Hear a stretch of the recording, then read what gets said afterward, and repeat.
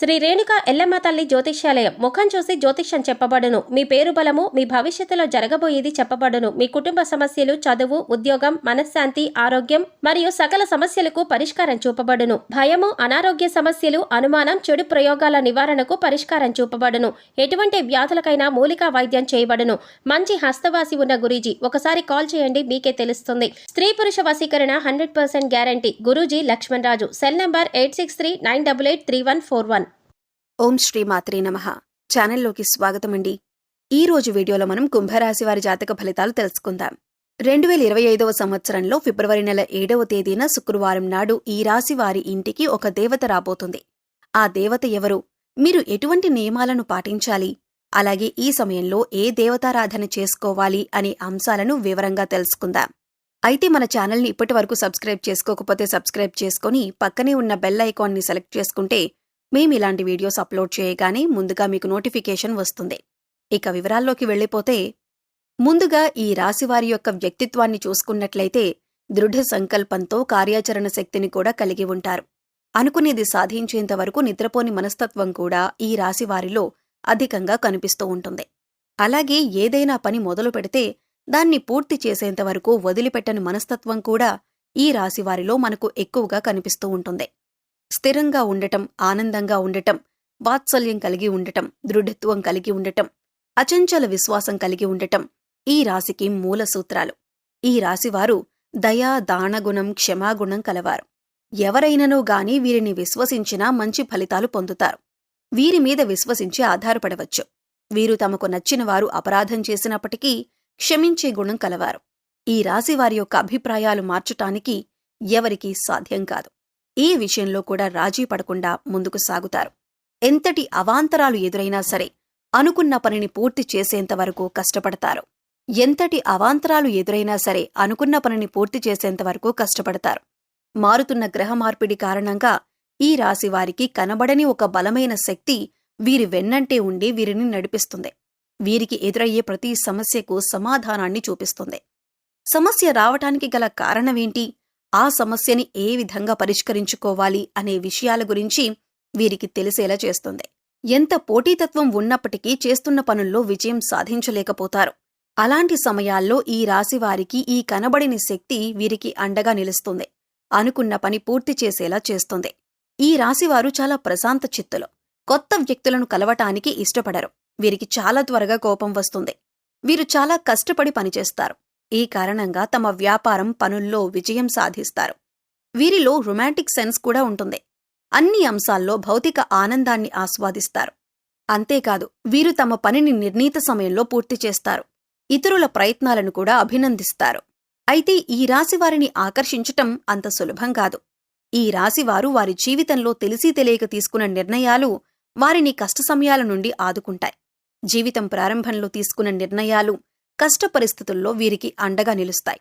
ఈ రాశివారు ముఖ్యంగా లక్ష్య సాధనకు నిరంతరం కృషి చేస్తారు. అనుకున్న లక్ష్యాన్ని చేరుకునేంతవరకు పట్టువదలని విక్రమార్కునిలా కృషి చేస్తూ ఉంటారు.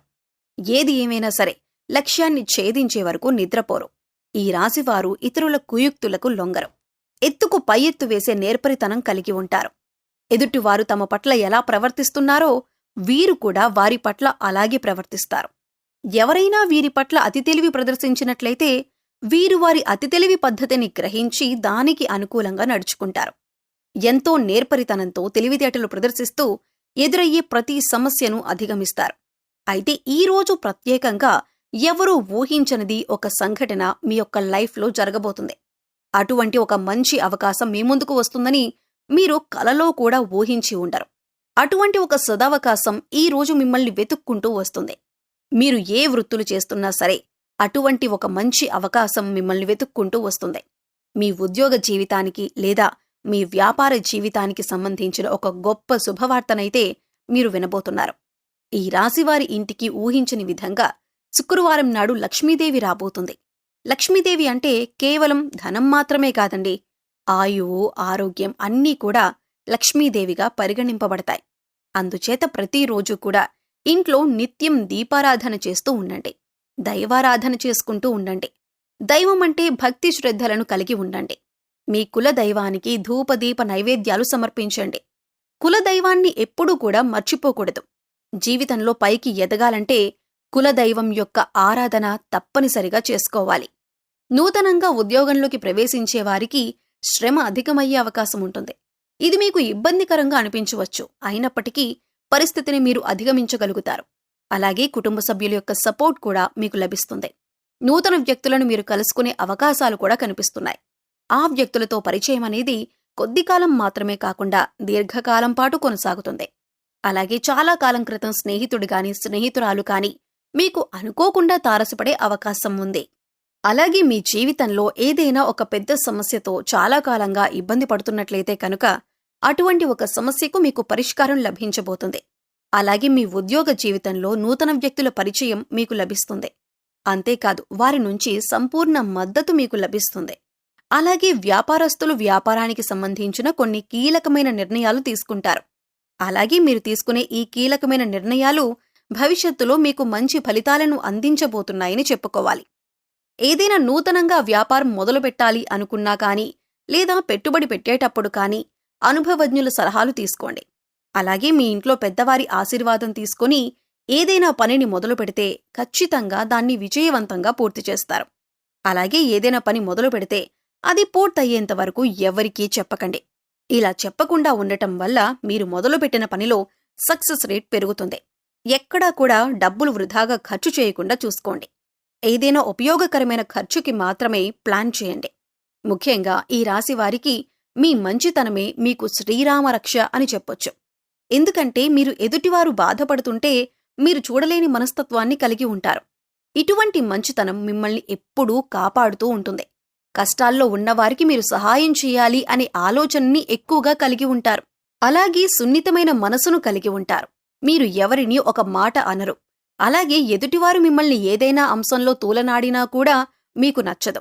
అలా అని తిరిగి వారిని అనటం కూడా మీకు ఇష్టం ఉండదు. ఎక్కడ మీరు ఒక మాట తిరిగంటే ఎదుటివారు బాధపడతారో అని మీరు 1కి 10 సార్లు ఆలోచించి మాట వదులుతారు. అంత సున్నితమైన మనస్తత్వాన్ని కలిగి ఉంటారు. అలాగే ఈ సమయంలో మీరు ఎటువంటి సందర్భంలోనైనా ఎంతమంది ఎన్ని విధాలుగా రెచ్చగొట్టినా మీరు ఓర్పుగా ఉండటమనేది మంచిదని సూచించడమైందే. ఇలా ఉండటం వల్ల మీకు రాబోయే కాలంలో కూడా ఎటువంటి ఇబ్బందులు ఉండవు. అంతేకాదు మీకు సమాజంలో మంచి పేరు గుర్తింపు కూడా వస్తుంది. అయితే ఈ రాశివారు ఈ రోజున ఆనందదాయకమైన ఫలితాలను సొంతం చేసుకోబోతున్నారు. మీ కుటుంబ సభ్యులతో సరదాగా సమయాన్ని గడుపుతారు.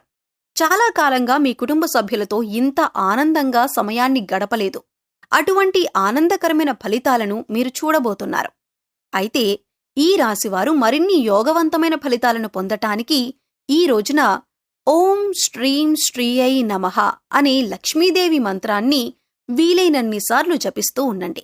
విశేషంగా లక్ష్మీదేవికి పూజలు నిర్వహించండి. సుగంధ ద్రవ్యాలు అంటే లక్ష్మీదేవికి చాలా ఇష్టం.